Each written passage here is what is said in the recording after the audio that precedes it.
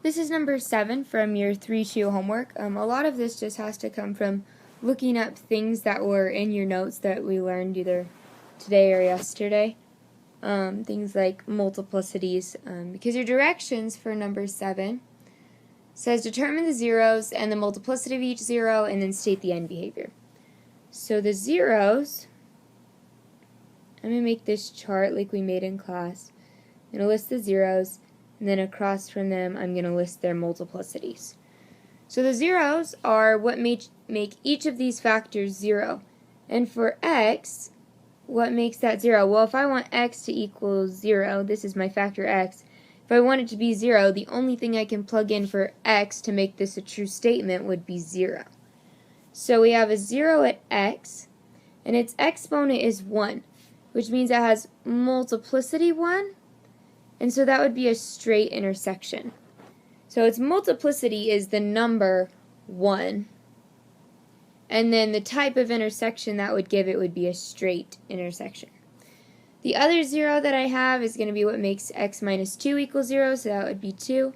Its multiplicity is 2, so that's going to be a tangent intersection, which I also like to call a bounce, because that's what it does on the graph, is it bounces off that point. So those are our zeros and our multiplicities. So to determine my end behavior, first thing I'm going to do is I'm going to add up my multiplicities. 1 plus 2 is 3. So my end behavior is going to look like an x cubed. That's an odd function. And it's not only is it an odd function, the negative out here tells me that it's going to behave like negative x cubed. So not just x cubed, even though it will be to the third power, it's going to be negative x cubed. And what that means is, like when we had we memorized our parent functions, and x cubed was a cubic flower, it went up and to the right and down and to the left. Well, in negative x cubed, it's just going to flip that. So this is going to look like something that goes up and to the left, down and to the right. Now this is just the picture, but this is not actually how you write the end behavior. The end behavior says lim f of x. We're going to start with the right end behavior, so as x goes to infinity. So the further right I go on this picture, the further I travel right, the further down I'm going to travel, so negative infinity.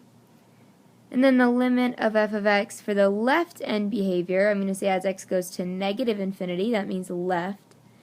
And then as I follow this function to the left, I'm going more up and up and up and up and up. So this would be going to positive infinity. So these, in red, these are your zeros. These are the multiplicities of that 0. And this thing right here is the end behavior. So for our next problem, we're going to take, this is number 17 on the back, we're going to take this graph that's already been given to us, and we're going to figure out what its factored form equation is from here. So I'm actually going to do exactly everything we did to graph it, but I'm going to go backwards. Make that black so you can see it better. So I'm going to write, what are the zeros? What kind of intersection do they have, meaning what is their multiplicity? And then from there I'm going to use that to find what my equation is. So my zeros are just where I either cross or touch the x-axis, which would be here and here. And so those zeros are happening at negative 2, write in black again, in negative 2 and at positive 3.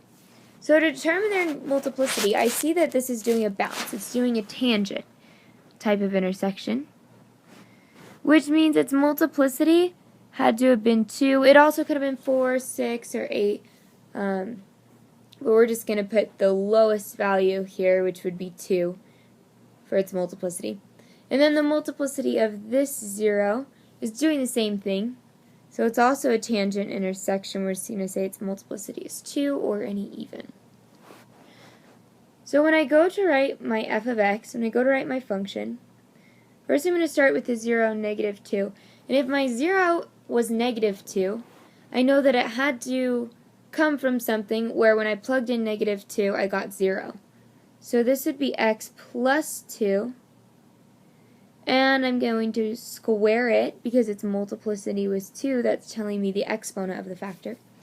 And then I'm going to have x minus 3 squared, because that's telling me my end behavior right there, my multiplicity right there.